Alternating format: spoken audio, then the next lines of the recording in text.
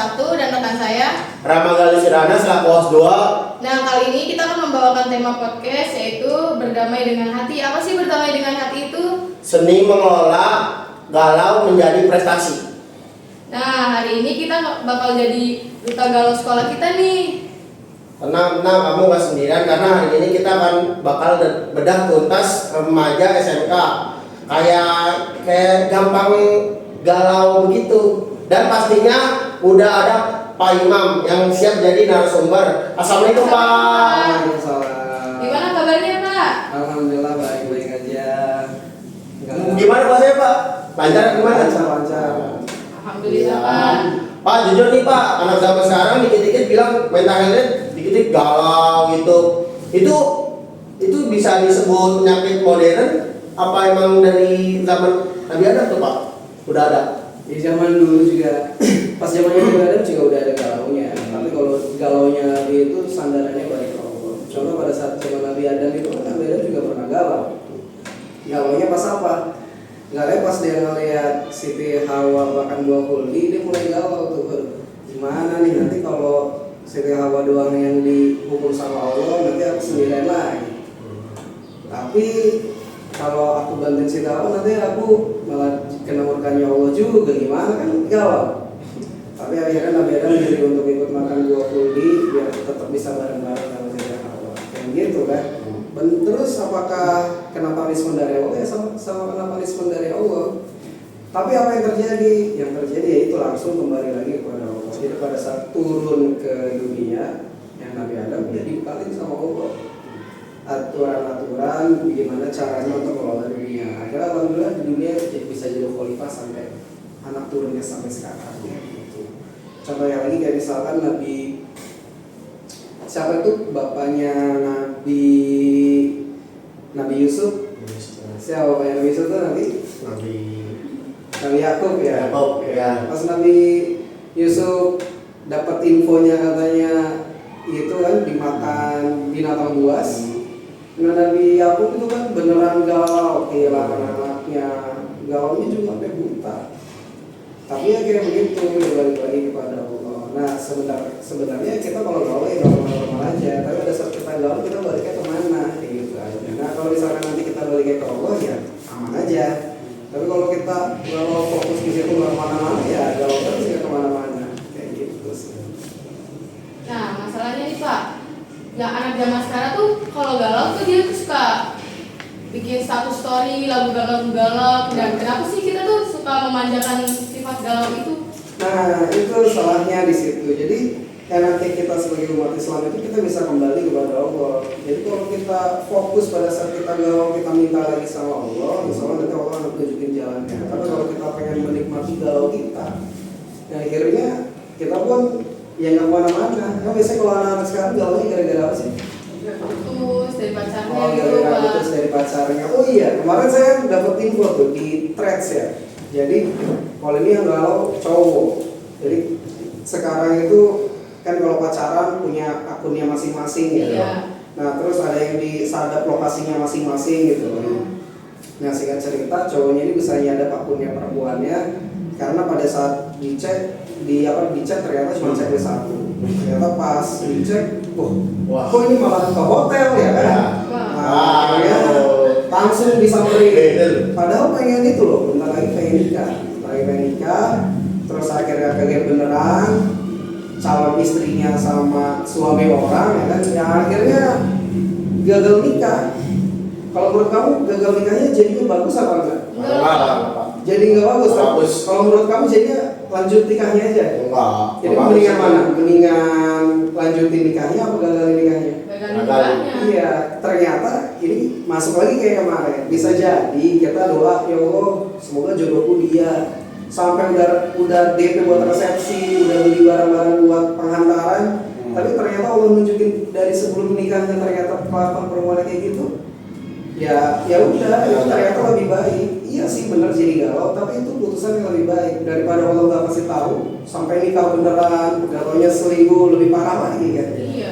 Itu sih contohnya. Kalau sekarang tuh terkadang kalau kita memang kembalinya kepada Allah, nanti pada saat galau pun kembali kepada Allah, nanti insya Allah pokoknya kasih jalan yang terbaik Jalan. lagi gitu.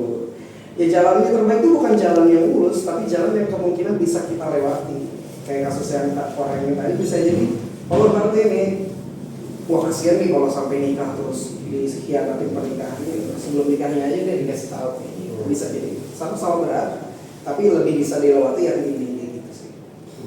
Benar banget Pak, apalagi kita anak SMK, kita punya beban double, harus pinter teori, harus jago praktik, dan terus tanya jawab gitu. Apalagi buat anak-anak kelas 12 gitu Pak. Itu gimana tuh Pak? Ya memang normalnya kan kita harus bisa dua-duanya, bisa teori juga, sama bisa praktek juga. Kalau kita bisa cuma teori aja nggak bisa praktek ya buat apa juga tuh teorinya.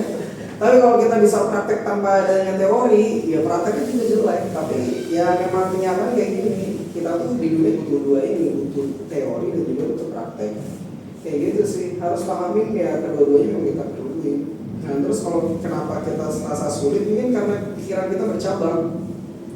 Kalau pikiran kita fokus ke sekolah kita dan gak usah peduliin cita-citaan, ya insya Allah aman kok. Sekolah tuh gak susah-susah amat, gampang loh sekolah. Lebih susah lagi nanti pada saat udah lulus. Kayak gitu. Oke Pak, sebelum lanjut, tadi pagi aku sempat buka kolom komentar Instagram sekolah nih Pak. Banyak yang nitip, curhatan. Kita bacain satu-satu ya Pak. Boleh nih Pak, aku galau banget. Aku pengen masuk jurusan TKJ, tapi dipaksa sama orang tua untuk masuk MPLB itu Pak. Iya. Nah bawahnya pengen cabut mulu tuh. Terus gimana tuh Pak? Kira-kira menurut tanggapan Bapak? Oke, menurut kamu TKJ sama MPLB itu gampang mana sih? MPLB Pak. Ya buktiin dulu aja sih kalau kamu apa namanya di MPLB memang jago. Jadi terkadang gini kayak tadi. Terkadang mungkin maunya kamu masuk TKJ, bisa jadi oh ngerti kalau kamu masuk TKJ malah makin blank. Coba aja kalau kamu MPLB master banget, lah jadinya gampang loh jadi lulusan terbaik, malah nanti pada saat lulus jadi lulusan terbaik ya nyari kerjanya soalnya lebih mudah daripada MPLB-nya gagal, TKJ-nya juga gagal. Jadi fokusin apa yang kita hadapin sekarang aja. Contohnya aja kayak misalnya zaman dulu saya pengen jadi pemain bola, ternyata orang tua nggak setuju gitu kan. Ya akhirnya di apa namanya ya dikasih jurusan yang keguruan, akhirnya jadi guru. Ya kita fokus aja apa yang kita hadapin sekarang.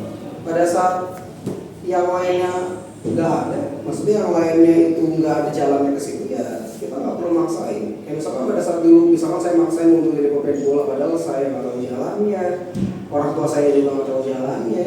Ya paling hari ini saya masih main bola terus aja, tapi nggak tahu main bola sama saya nggak jelas. Tapi karena kita fokusin ke apa yang di hadapan kita sekarang dan itu harus kita laluin aja yang terbaik kayak gimana. Nah untuk kamu yang kesannya salah jurusan, coba aja kamu laluin yang terbaik kayak gimana.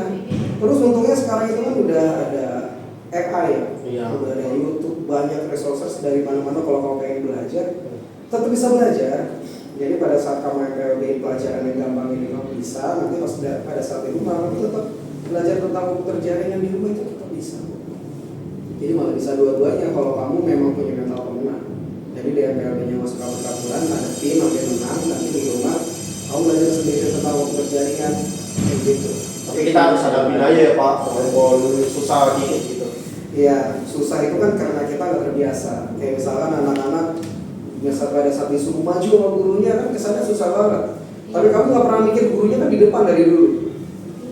Kenapa gurunya gampang di depan? Ya karena terbiasa di depan, terbiasa ngomong, akhirnya kelihatannya gampang.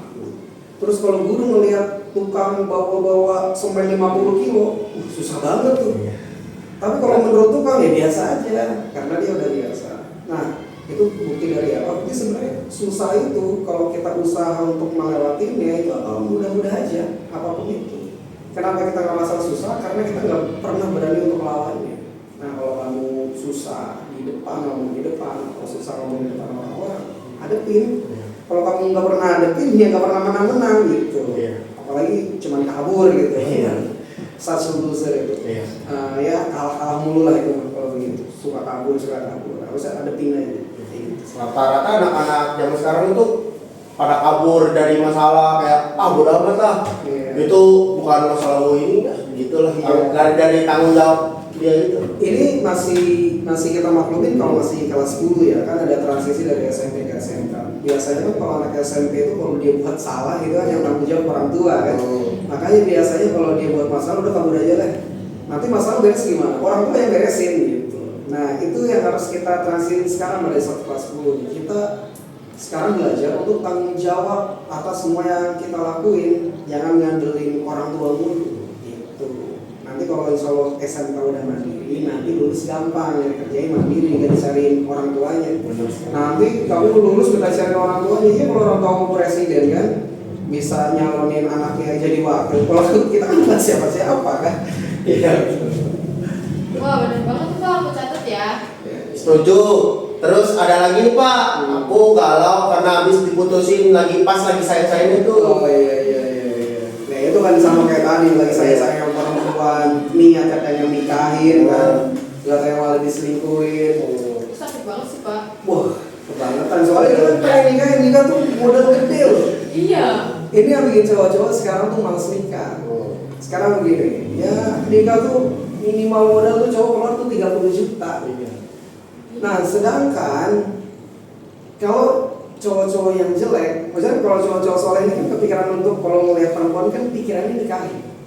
Kalau cowok jelek-jelek tuh pikirannya buat pacarin kan. Nah dengan 30 juta itu, terus dengan harga cewek-cewek micet yang cuma 300.000, itu dapat berapa cewek micet coba? Satu cewek 300, 10 cewek berapa? 3 juta, 100 cewek 30 juta. Nah berarti 30 juta itu secara 100 cewek micet, kamu bisa tuh ganti. Akhirnya cowok-cowok jelek berpikir gini, wah ngapain gua nikahin cewek modal 30 juta, itu aja lagi gak ganti-ganti. Mendingan gua pakai cewek 300, gua ganti. Enak. Iya betul. Nah itu kenapa pemikiran jeleknya cowok-cowok jelek kayak gitu. Kenapa cowok-cowok bisa jelek itu karena ya terkadang cowok-cowoknya itu yang tersakiti kayak tadi itu. Udah usahain pengen ngalalin perempuannya malah dikhianatin. Bisa jadi dia udah punya trust issue sama perempuan. Makanya mulai dari sekarang apa sih solusi Islam? Solusi Islam itu ya simpel aja. Gimana nih caranya? Berarti kan kita udah ngelihat pacaran itu banyak mudaratnya. Ya mungkin ada beberapa yang pacaran lanjut sampai nikah terus lanjut sampai kawin mungkin ada. Tapi sekarang kebanyakan kan nggak kayak gitu. Terus solusi Islam kayak gimana? Solusi itu ta'aruf. Ta'aruf itu lebih simpel sebenarnya daripada pacaran. Pacaran itu errornya apa sih? Pada saat kita pacaran, kita kan nggak mau nampilin keburukan di depan pacar kita. Akhirnya yang terlihat ya bagus-bagus saja. Pas waktu nikah, loh kok beda nih? Dulu pas masih pacaran begini, sekarang udah enggak. Nah yang tahu sifat asli orang itu siapa sih? Bisa jadi temennya, bisa jadi orang tuanya, bisa jadi tetangganya. Nah kalau ta'aruf dalam Islam, oke bener sih kamu bisa presentasi diri sendiri, saya gini. Tapi kamu bisa cross check ke orang tuanya, bener nggak orang kayak gini? Kamu bisa cross check ke teman-temannya, bener nggak orang kayak gini? Kamu bisa cross check ke tetangga-tetangganya, ke orang-orang yang biasa ditemuin sama dia gimana? Nah kalau udah kita proses kayak gitu, itu kan realnya dia seperti apa? Gitu kan? Tapi kalau pacaran kan enggak, memulai sendiri-sendiri semuanya. Nah itu kenapa biasanya kalau kita pakai proses ta'aruf yang benar, itu biasanya lebih langgeng, lebih enak lagi pada saat pernikahannya, karena dia belum pernah ibaratnya ya belum pernah pacaran sebelum nikah, jadi pacarannya pas habis nikah, jadi enak banget pas itunya. Kalau sebaliknya, misalnya pacaran dulu, ada yang pernah ada yang pernah cari tahu cinta itu bertahan berapa lama sih? Itu ternyata cuma maksimal 5 tahun. Nah biasanya kalau yang pacaran udah lama-lama itu ya udah nggak ada cinta lagi. Terus kenapa masih lanjut ya? Karena kebiasaan aja udah nggak ada cinta lagi. Jadi maksudnya gini, yang bikin pernikahan ternyata langgeng itu ternyata bukan cinta, cuman hanya permainan semata doang ya? Ya sebenarnya bukan permainan. Makanya kan banyak orang-orang yang cerai itu karena beda visi misinya. Jadi bisa jadi begini, istrinya biasanya kan di rumah, suaminya cari kerja, nyari uang banyak-banyak. Nah, terus karena istrinya banyak waktu di rumah dan istrinya suka belajar, bisa jadi istrinya tuh lebih apa ya? Katakanlah mungkin dulunya dia ini deh ketemuannya bukan di tempat-tempat yang Islami lah. Terus katakanlah karena perempuan udah ngerasa uang udah banyak terus mau ngapain lagi, akhirnya dia belajar agama, dia hijrah. Terus punya suami yang tetap nyari uang di tempat yang kayak begitu dan gak mau hijrah, puasa aja gak mau. Akhirnya apa, istri yang udah hijrah, masa ya gue punya suami gak puasa sih? Iya sih punya uang banyak, tapi kan uang buat apa banyak-banyak?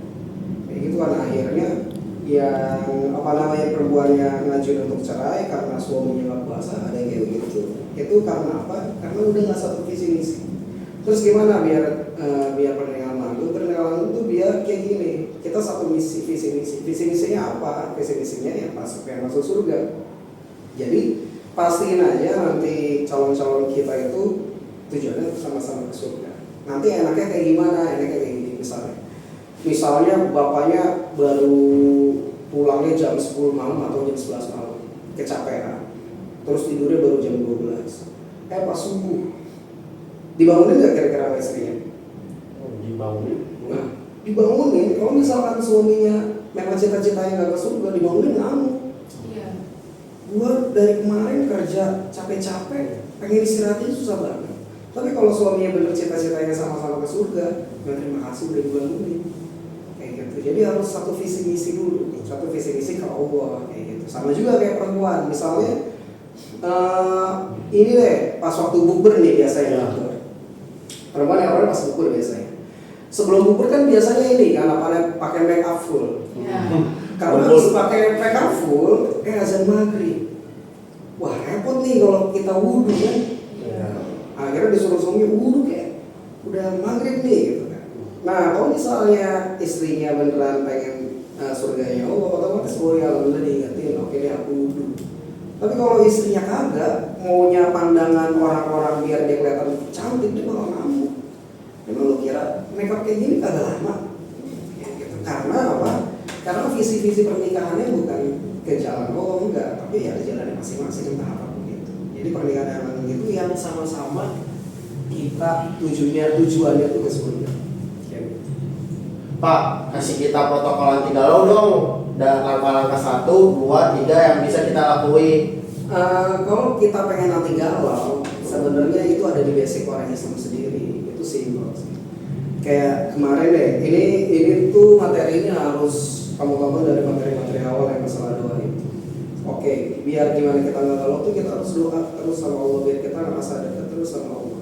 Terus nanti pada saat Allah mengabulkan doa kita ya alhamdulillah itu dikabulin. Tapi pada saat Allah nggak ngabulin doa kita, tenang, pasti Allah ngasih yang terbaik menurut Allah.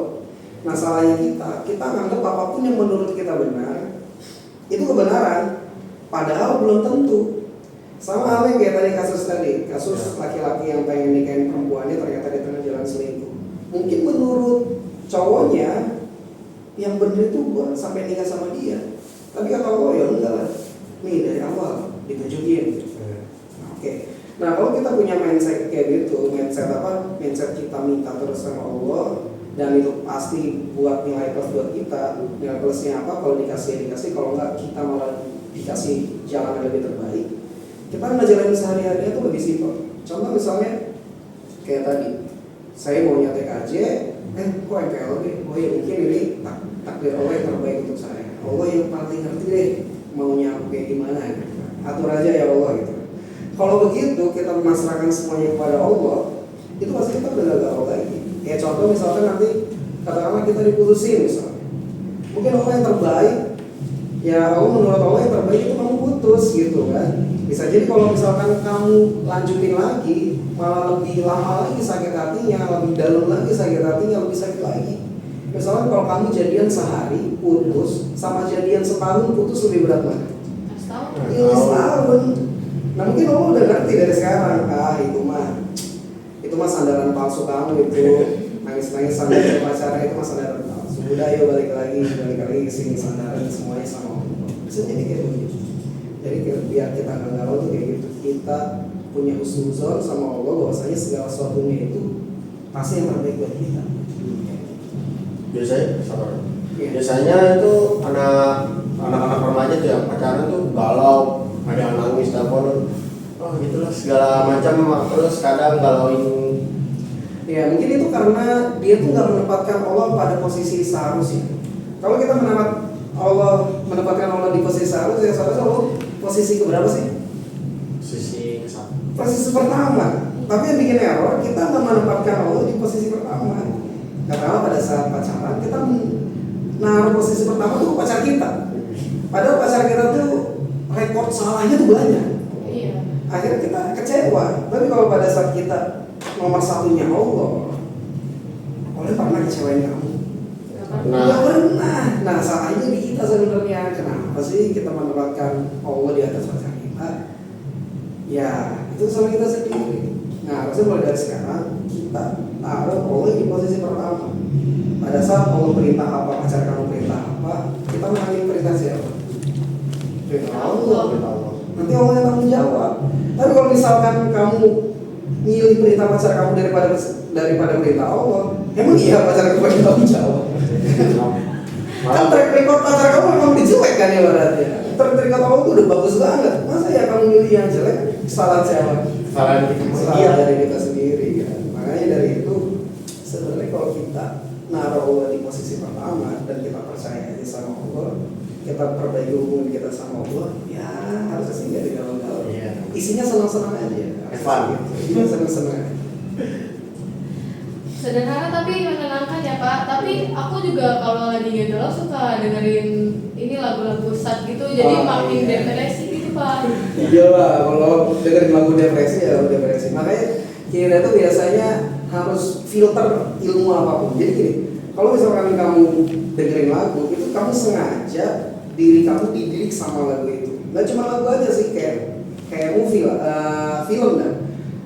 Kamu nonton film itu sengaja kamu dididik sama film itu. Kalau kamu nonton film yang horor, kamu dididik untuk takut gitu kan. Kalau misalkan kamu dengerinnya lagu-lagu galau, kamu dididik buat galau gitu kan. Ya, tapi kadang ada lagu galau yang pas banget sama keadaan. Nah itu terserah di kamu tuh. Tinggal pengen kamu mendalami galau kamu, apa pengen mensudahi galau kamu.